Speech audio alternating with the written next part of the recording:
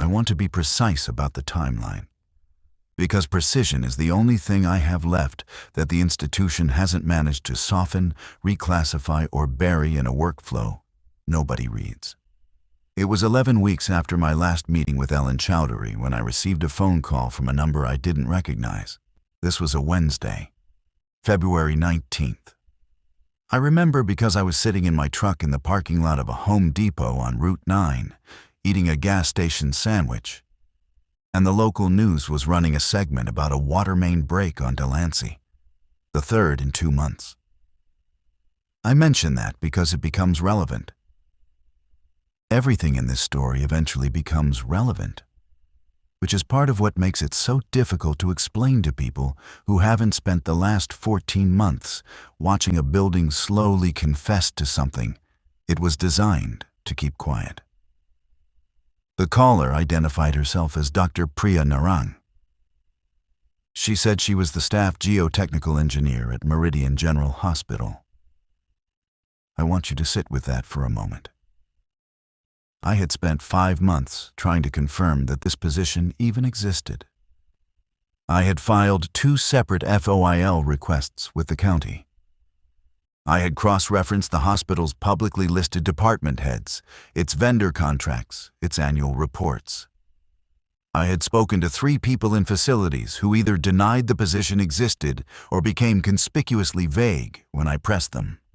Arthur Price, the one man I believed was maintaining the standing instruction regarding Room 372's supplemental HVAC system, had not returned my calls since November.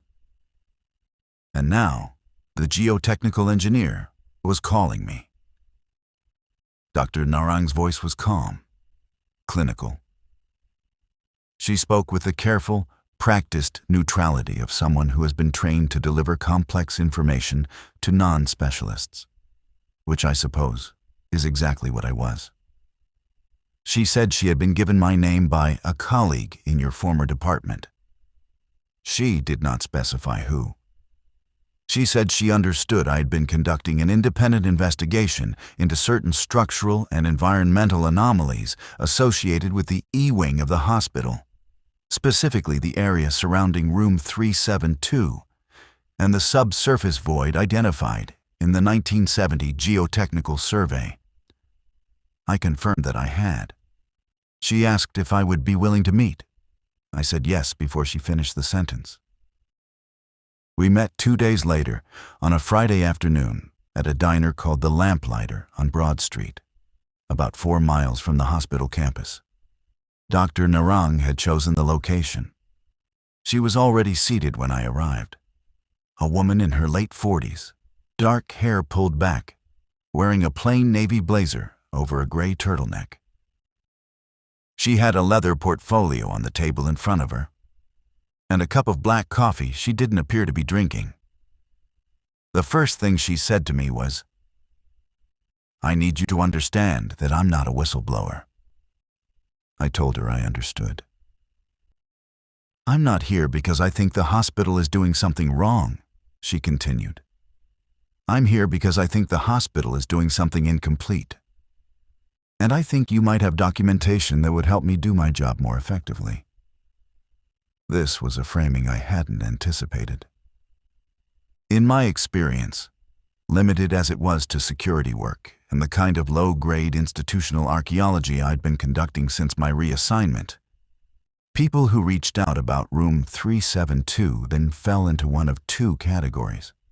There were the ones who wanted to tell me what they knew, usually in hushed tones, usually with the implicit understanding that what they were sharing was forbidden or at least discouraged.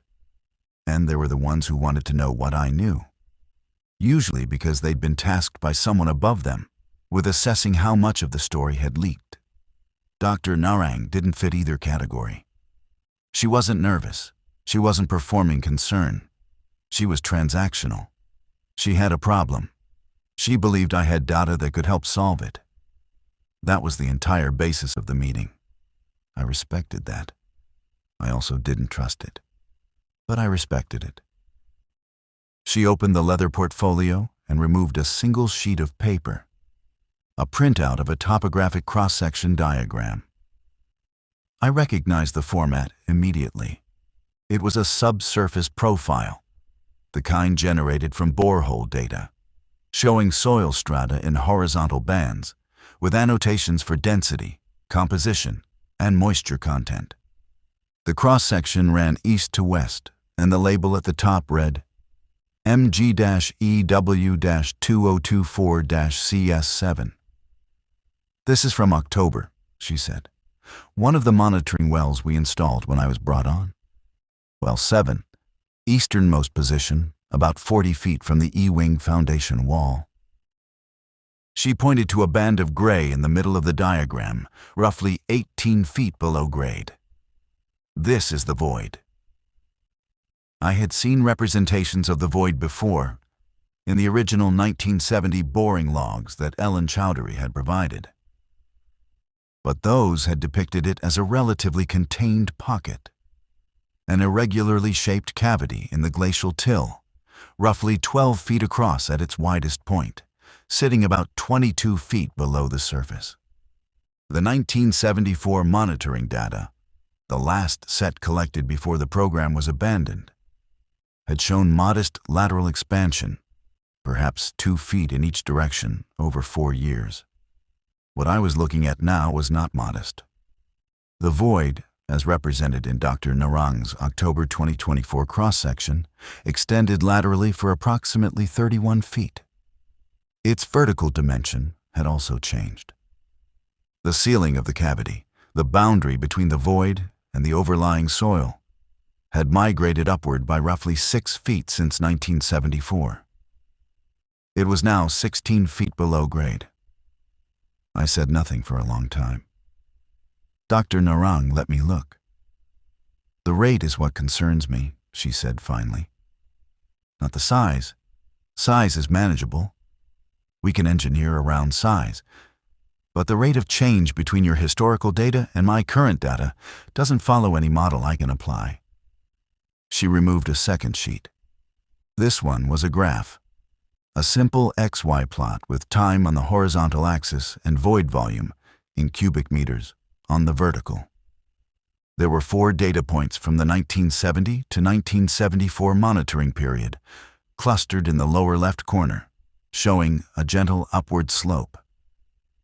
Then there was a gap, 50 years of nothing. And then a cluster of new points from 2024, sitting dramatically higher on the vertical axis.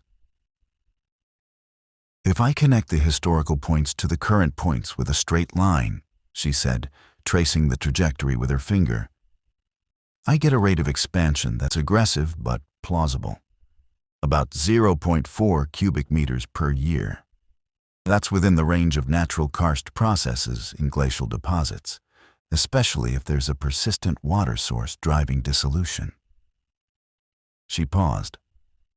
"But I don't think a straight line is accurate." "Why not?" "Because of what I found in Well 3.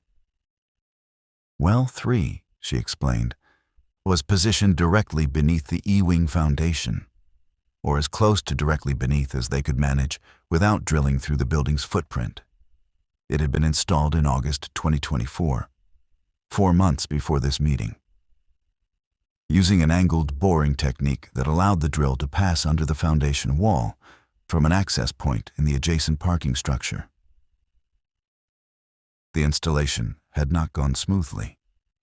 At 14 feet, the drill encountered what Dr. Narang described as a discontinuity in the expected stratigraphy. The soil composition changed abruptly, from compacted glacial till, dense, gray, high clay content, to a loose, granular material that the drill passed through with almost no resistance. This loose zone was approximately 3 feet thick. Below it, the till resumed, but at a noticeably lower density than expected. It felt like drilling through a layer cake where someone had removed the middle and replaced it with sand, she said. The loose material was sampled and sent to a geotechnical lab in Albany. The results came back in September. Dr. Narang removed a third document from her portfolio, the lab report. and placed it on the table. The material was ITIL. Same composition as the surrounding glacial deposit. Same mineral content. Same grain size distribution. Same everything. Except it had been disaggregated. The lab's language was careful. The sample exhibits a degree of particle separation consistent with prolonged mechanical agitation or cyclical saturation/desiccation, though no evidence of water transport, sorting, rounding was observed. In plain language, the soil had been broken apart, but not by water, not by freezing, not by any process the lab could identify. It's as if someone took a block of compacted till, Dr. Narang said, and shook it until all the particles separated, but gently, over a very long time. I asked her what could do that. She looked at me with an expression I have come to recognize in the faces of technically competent people who have encountered something their competence cannot accommodate. It is not fear. It is not confusion. It is a kind of disciplined blankness. The face of someone who has decided, consciously, to describe what they observe without speculating about what it means. I don't know, she said. That's why I'm here. I gave her everything I had. I want to be clear about that decision because it was not one I made lightly. For over a year, I had been operating on the assumption that the documentation I'd accumulated, the original boring logs, the 1974 monitoring data, the patrol directives, the bed management flags, the F7 codes, the thermal records, the renovation schedules, and the photographs of the concrete wall in the sub-basement constituted a kind of insurance. Not leverage, exactly. I had no interest in threatening the hospital or extracting anything from them. But the documents were mine, and they represented the only complete picture of what was happening beneath the E-wing. As long as I held them, the story existed outside the institution's control. Giving them to Dr. Narang meant giving them back. I did it anyway, because she was the first person I'd spoken to who had the technical expertise to interpret the data I'd been collecting, and because the look on her face when she described the disaggregated till told me she was not interested in burying what she'd found. She was interested in understanding it. Those are not the same thing, and I had learned to tell the difference. I spent the next 3 hours walking her through the complete file. She took notes in a small, hardbound notebook with a black cover, the kind engineers use in the field. She asked precise questions. She did not interrupt. When I showed her the photographs of the concrete wall in the sub-basement, the one with 31 dates spanning 51 years, each one annotated with a coded description of an anomalous event, she studied them for a long time without speaking. Then she said, "Someone was monitoring the void." "Yes." "From inside the building?" "Yes." "For 50 years. At least." She sat back in the booth and looked at the ceiling. "That's not institutional negligence," she said. "That's an institutional program, an unofficial one, completely outside any regulatory framework I'm aware of. But a program nonetheless. Someone, multiple someones, across decades, decided that the appropriate response to this anomaly was not remediation, not disclosure, and not evacuation. It was observation. I told her about the supplemental HVAC system, the one installed in the sub-basement in 1989, set to maintain a constant temperature of 55 degrees, precisely matching the measured temperature of the air emanating from the void.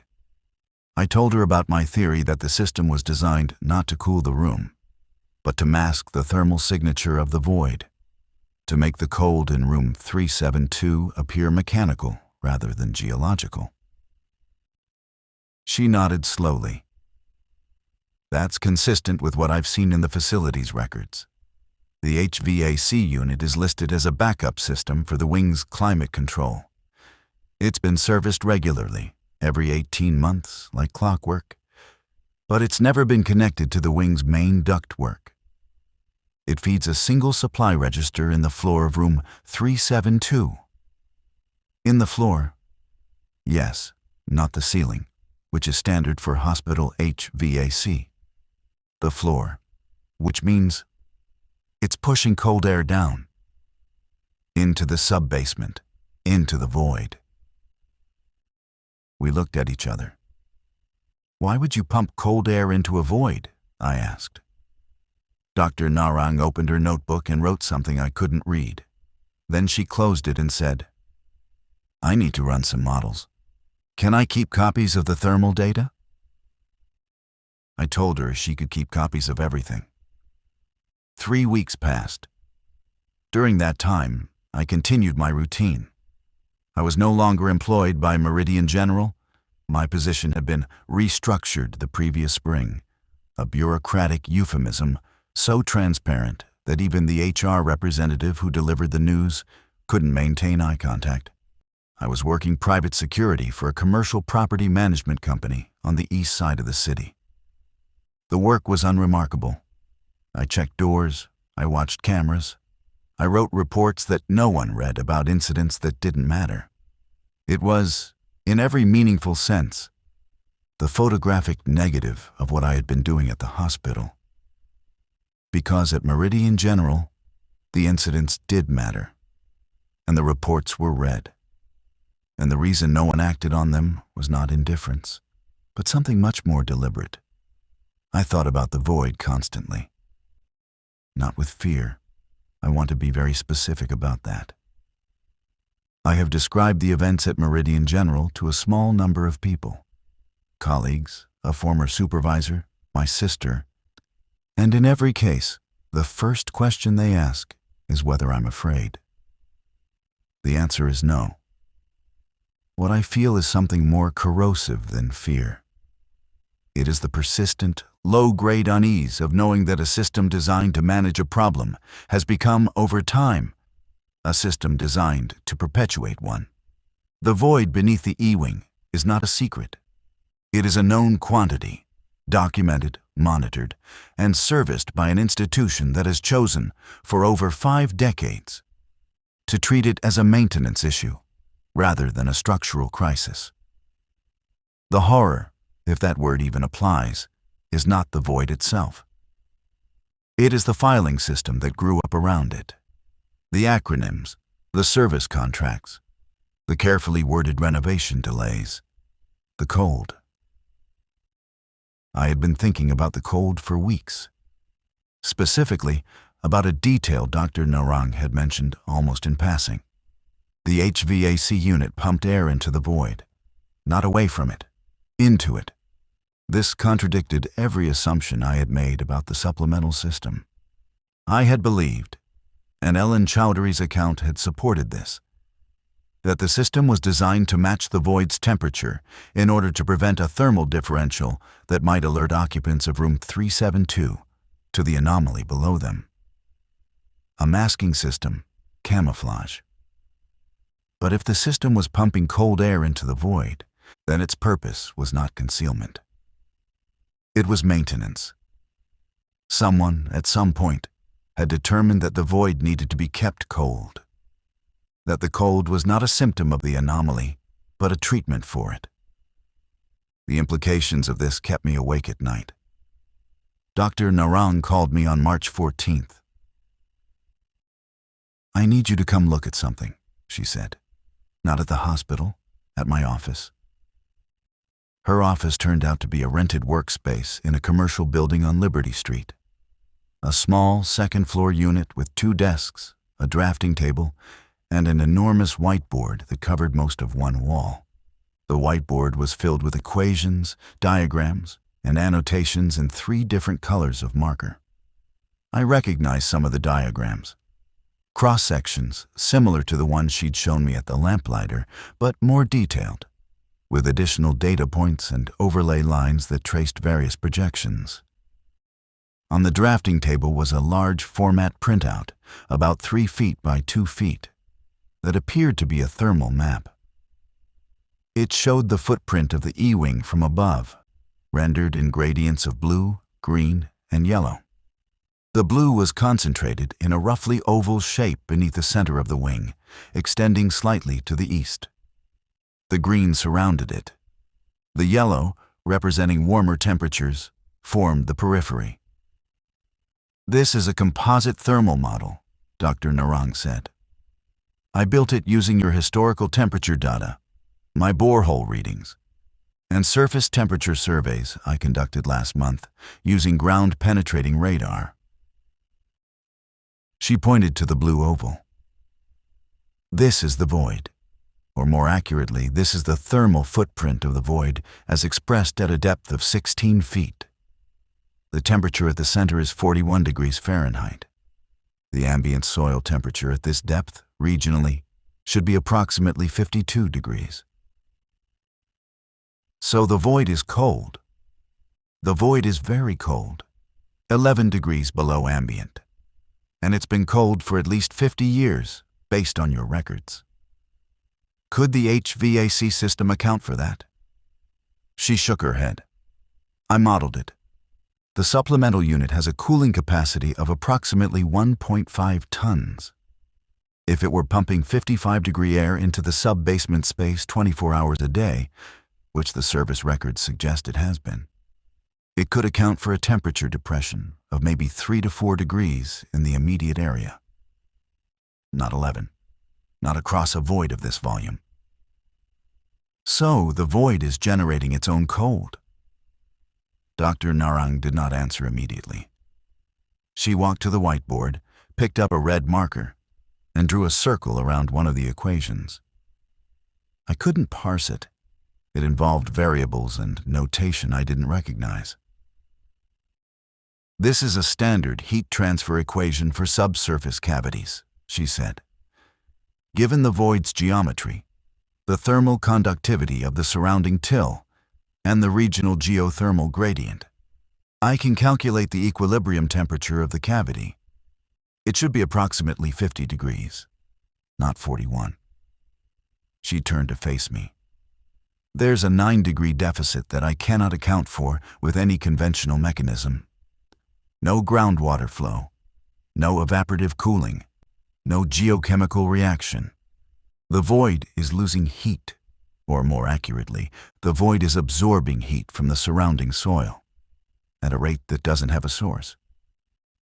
I asked her what that meant in practical terms. "It means the void is functioning as a heat sink. It's pulling thermal energy from the surrounding geology and—" I don't have a satisfying way to finish that sentence. In a conventional system, the absorbed heat has to go somewhere. It's converted or transferred. In this case, I can measure the heat going in, but I can't measure it coming out. The thermal budget doesn't balance." She set the marker down. "The HVAC system isn't masking the cold, and it isn't treating the cold. It's feeding the cold. Someone figured out decades ago that if you pump cool air into the void, it stabilizes. The void still absorbs heat, but the supplemental cooling reduces the thermal gradient between the void and the surrounding soil, which slows the rate of absorption, which, and this is the part that I find deeply troubling, slows the rate of the void's physical expansion." I stared at the thermal map. "The expansion is driven by the cold? The expansion is driven by the heat absorption. The void grows by disaggregating the surrounding till. The mechanism is the same one the lab identified in the well 3 sample. Particle separation without water transport. And my models suggest that the rate of disaggregation is directly proportional to the thermal differential between the void and the ambient soil. The greater the temperature difference, the faster the boundary material breaks down. And the HVAC system reduces the differential by about 30% based on my calculations, which means—" She stopped, picked up the marker again, drew a timeline on the whiteboard. On the left end, she wrote 1970. On the right end, she wrote 2024. Above the timeline, she drew two curves, one solid, one dashed. The solid curve rose gradually from left to right, with a slight upward inflection at the end. The dashed curve rose much more steeply. The solid line is the void's actual expansion rate, as measured. The dashed line is the projected expansion rate without the HVAC system. The dashed line climbed nearly vertically by the 2024 mark. Without the supplemental cooling, Dr. Narang said quietly, my model suggests the void would have reached the Ewing Foundation by approximately 2003. 2003. The year of the third unexplained cardiac death in room 372. The year Directive 09-E was issued, permanently removing the room from the night patrol rotation. The year the cold had become impossible to ignore. Someone knew, I said. Someone knew enough to act, she corrected. I don't think they knew the mechanism. I don't think they understood why the cold air helped. But they knew that when they pumped cold air into the sub-basement, the incidents decreased. The anomalous events in room 372 became less frequent. The temperature stabilized. The system worked. Until it didn't. She pointed to the rightmost cluster of data points on her expansion graph. The void has accelerated in the last 18 months, even with the HVAC system running continuously. The supplemental cooling is no longer sufficient to maintain the thermal differential at a level that prevents expansion. Why? Because the void is bigger. The surface area of the boundary has increased exponentially.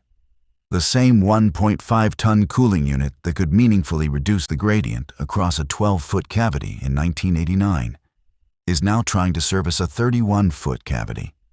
It's like trying to cool a warehouse with a window unit. So you need a bigger system. Dr. Narang sat down on the edge of the drafting table. She folded her hands. She looked at me with that same disciplined blankness I'd seen at the lamplighter. Mr. Vasquez, I've recommended to the hospital administration that they install a dedicated industrial cooling system in the sub-basement. A 20-ton unit with direct injection capability. I provided the engineering specifications, the cost estimates, and the thermal modeling data to support the recommendation. And they've declined. I should tell you about the meeting, because Dr. Narang provided me with her notes, and because the details matter. The meeting took place on March 7th, 1 week before she called me. Present were Dr. Narang, Arthur Price, Senior Facilities Manager, Helen Okoro, VP of Operations, and an individual doctor.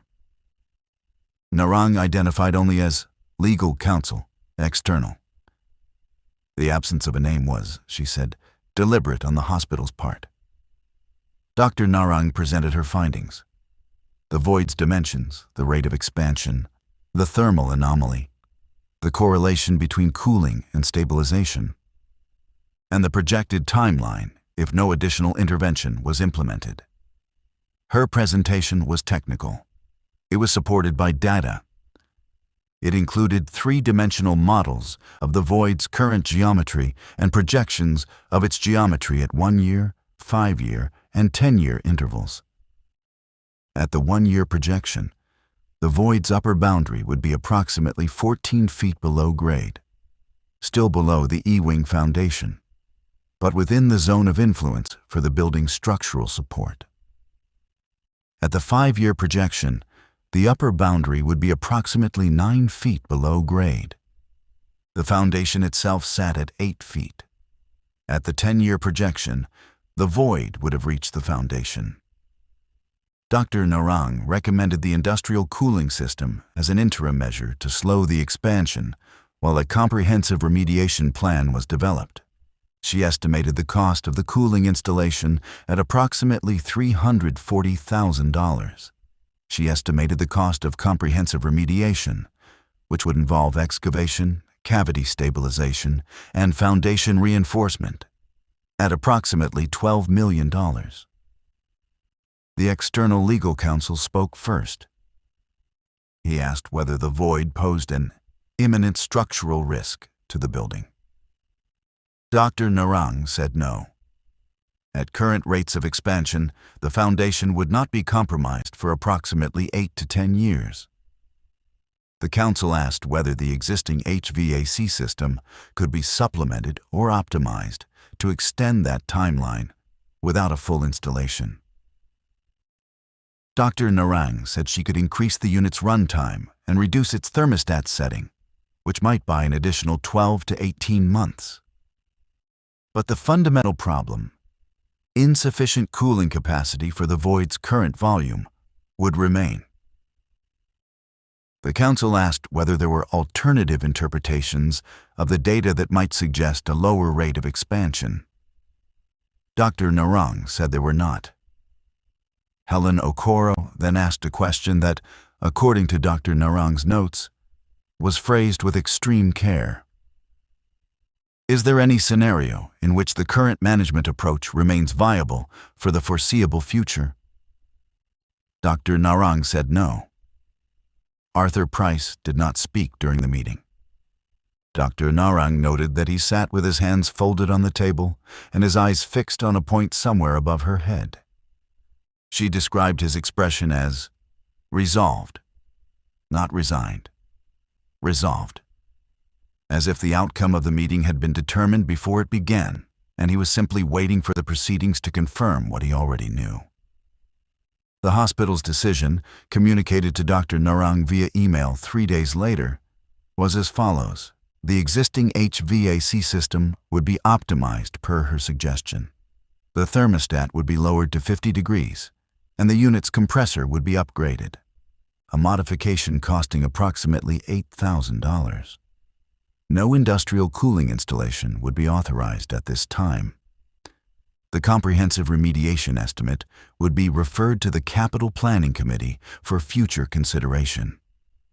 The E-Wing renovation, which had been paused since the previous year, would proceed on a modified timeline, with Room 372 designated as permanent mechanical/utility space, effectively removing it from the patient census indefinitely. And Dr. Narang's contract would not be renewed when it expired in June. I'm going to describe what I believe is happening, and I want to be careful about the language I use, because language is one of the ways institutions control what is thinkable. The void beneath the E-Wing of Meridian General Hospital is expanding.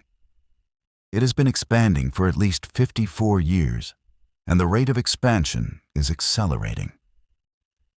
The void exhibits thermal properties that cannot be explained by any conventional geological or geochemical mechanism. It absorbs heat from the surrounding soil without a measurable output, functioning as a thermodynamic anomaly, a system that takes in energy without releasing it. The physical process of expansion appears to involve the disaggregation of surrounding soil particles, a gradual, systematic loosening of the glacial till that forms the substrate beneath the hospital campus. This disaggregation is correlated with, and possibly driven by, the thermal differential between the void and the ambient geology. Higher differentials produce faster disaggregation. Lower differentials slow it. For approximately 35 years, the hospital, or rather, a small number of individuals within the hospital, operating outside any formal program or regulatory framework, managed this process by pumping cold air into the void, reducing the thermal differential and slowing the expansion. This intervention was never documented in any official capacity. It was maintained through informal knowledge transfer, standing instructions embedded in facilities' workflows, and what I have come to think of as institutional muscle memory, the kind of knowledge that lives in the habits and routines of long-tenured employees rather than in any written policy. This system of management worked for decades. It worked because the void was small enough for a residential-scale cooling unit to meaningfully affect. It worked because the people who maintained it understood, perhaps intuitively, perhaps through direct observation, that the cold mattered. That the cold was not a byproduct of the problem, but a component of the solution. And now, the void has outgrown the solution. I want to say something about the water main breaks, because I think they're connected, and I think the connection is the thing that frightens me, and I use that word deliberately. This is the first time in this account that I have admitted to being frightened. There have been 7 water main breaks within a half-mile radius of the hospital campus in the last 14 months. I pulled the public works records. The breaks are clustered along Delancey Street and Hospital Avenue, the 2 roads that border the E-Wing. The city's infrastructure department has attributed the breaks to aging pipe segments and seasonal ground movement. The repair reports are routine. Nobody at the city level has flagged the frequency or the geographic concentration as unusual. But I mapped them. I overlaid the break locations on Dr. Narang's thermal footprint, and 4 of the 7 breaks fall within the projected lateral boundary of the void at its current expansion rate. The other 3 are within 50 feet. The pipes are not failing because they're old.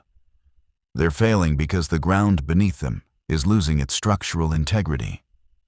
The disaggregation process that began in the glacial till beneath the hospital is extending outward, laterally, into the surrounding substrate. The void is not just growing upward toward the foundation. It is growing outward into the neighborhood. Dr. Narang confirmed this when I shared the water main data with her. She ran a subsurface stress analysis using the break locations as reference points and concluded that the soil bearing capacity in the affected areas had decreased by approximately 15 to 20% relative to regional norms. Not enough to cause catastrophic failure. Not enough to collapse a road or swallow a building, but enough to crack a pipe, enough to shift a joint, enough to turn a 60-year-old water main from aging to failing, and enough, over time, to do much worse. There is one more thing I need to document, and it is the thing I have been circling for weeks, unable to confront directly. Because confronting it directly means accepting a possibility I am not equipped to accept.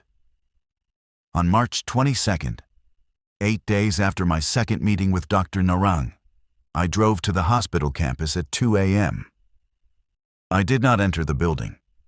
I parked in the lot adjacent to the E-Wing, the same lot where the angled borehole for Well 3 had been drilled. And I sat in my truck with the engine off and the windows down. The temperature outside was 28 degrees Fahrenheit. There was no wind. The sky was clear. I sat there for 2 hours. I was not conducting surveillance. I was not gathering evidence. I was doing something much simpler and much harder to justify. I was listening. At approximately 3:40 a.m., I heard it.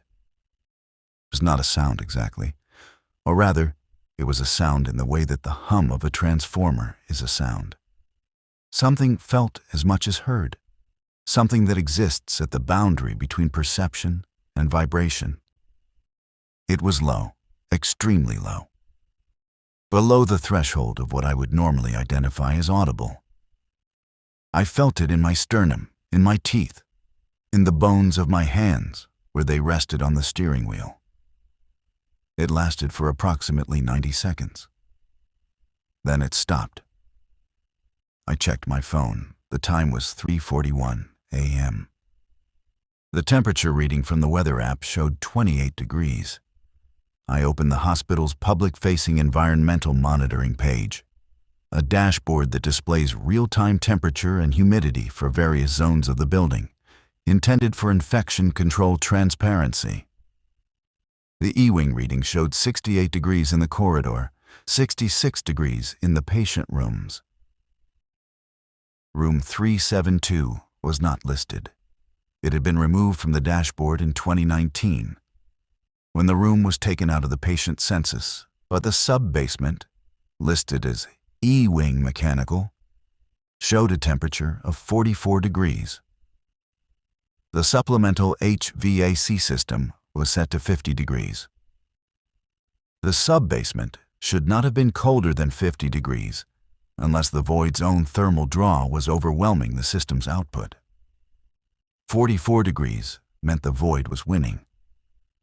I spoke with Dr. Narang one final time on April 3rd.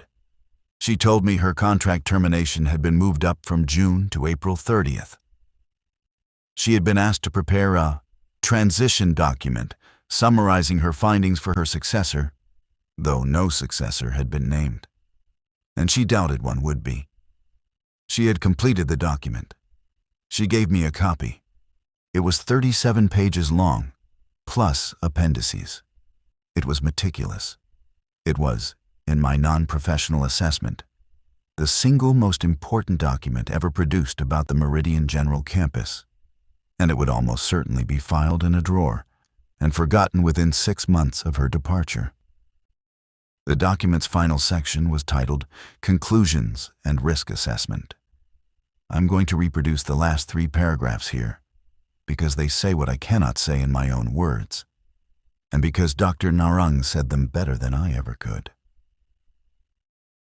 The subsurface anomaly beneath the E-wing of Meridian General Hospital represents a progressive geotechnical hazard with no identified natural analog. The void's expansion is accelerating.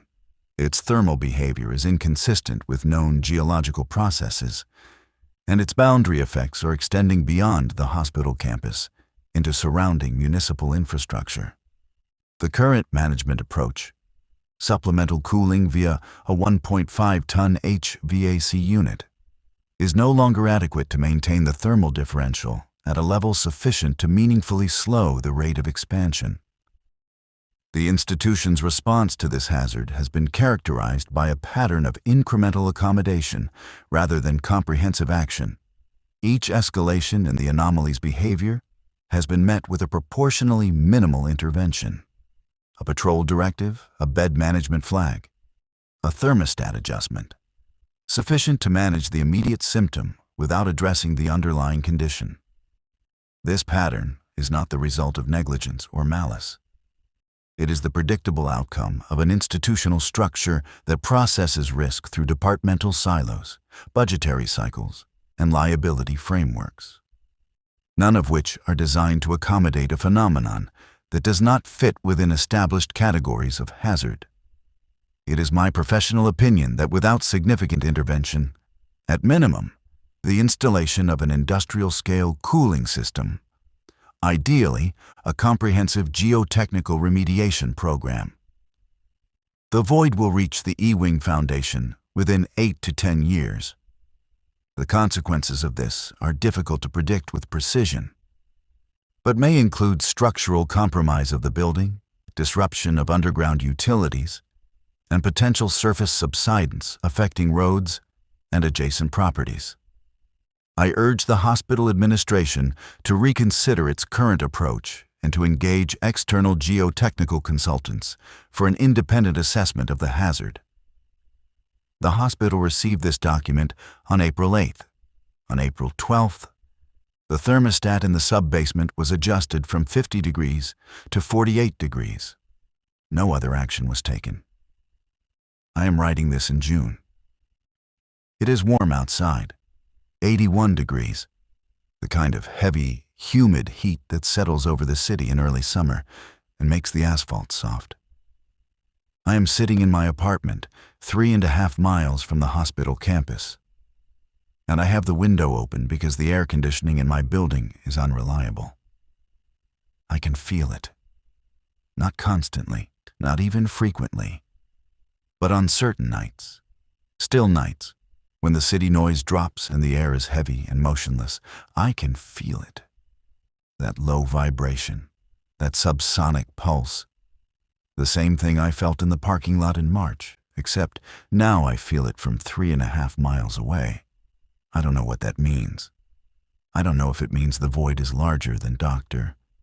Narang's models projected, or if it means the vibration propagates through certain geological formations more efficiently than expected. or if it means something else entirely.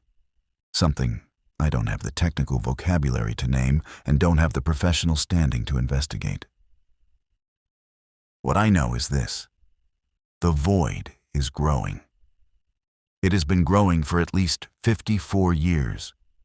The people who discovered it chose to manage it rather than remediate it. And the people who inherited their management chose to minimize it rather than confront it. And the people who are managing it now have chosen to reduce their management rather than expand it. At every decision point, the institution has selected the option that costs the least, disrupts the least, and acknowledges the least. Not because the people making these decisions are evil or stupid or indifferent, but because the institution itself is a system, and the system is optimized for continuity. And continuity means not confronting things that threaten the budget, the accreditation, the liability profile, or the fundamental assumption that a hospital is a safe place built on solid ground. The ground is not solid. I have Dr. Narang's transition document. I have the thermal data. I have the boring logs, the monitoring well reports, the cross-sections, the water main break records, and the photographs of the concrete wall in the sub-basement with its 51-year record of anomalous events. I have the patrol directives and the bed management flags and the F7 codes and the service records for a 1.5-ton HVAC unit that has been running continuously since 1989, pumping cold air into a hole in the ground that should not exist, that should not be growing, and that should not be cold.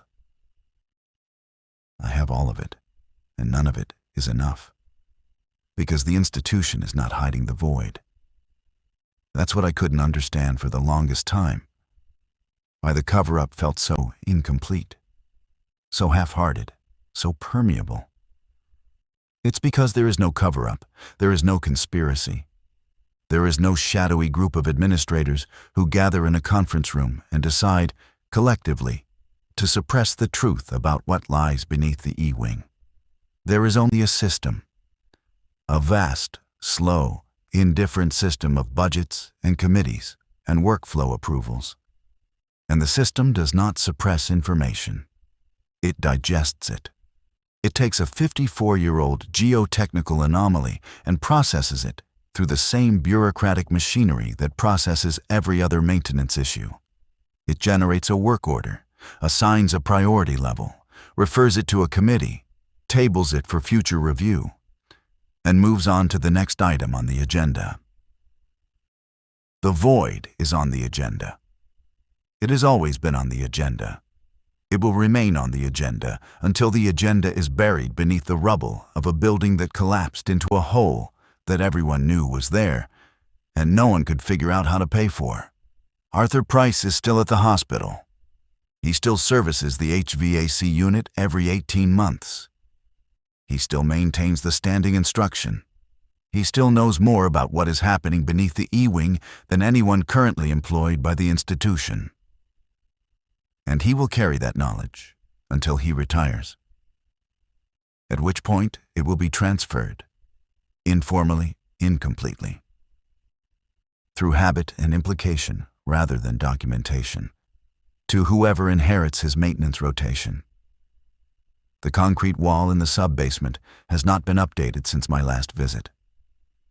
The 31st date is still the most recent. I don't know if this means the anomalous events have stopped, or if the person who maintained the wall has stopped recording them, or if the wall itself has become inaccessible. The sub-basement door now requires a key card that my former credentials do not activate. Room 372 is listed on the hospital's internal system as mechanical/utility, permanent. No patients will be assigned to it. No nurses will enter it. No security officers will patrol it. It will sit, empty and cold, in the middle of a functioning rehabilitation wing. And the staff who pass its closed door will develop the same instinctive avoidance that their predecessors developed. The slight acceleration in step, the eyes that don't quite turn toward the door, the understanding, never spoken, but universally shared. That there is a reason we don't go in there. There is a reason we don't patrol this area at night. The reason is not that it's dangerous, although it may be. The reason is not that it's haunted, although I can't rule that out. The reason is that the institution has decided, through 54 years of incremental decisions, each one rational, each one documented, each one approved by someone with the authority to approve it, that the most efficient way to manage an anomaly it cannot explain is to stop looking at it. And the void, in the darkness beneath the building, in the cold that no one can account for and no one can afford to fix, continues to grow. I check the environmental dashboard every night. The sub-basement temperature as of yesterday was 42 degrees. The thermostat is set to 48.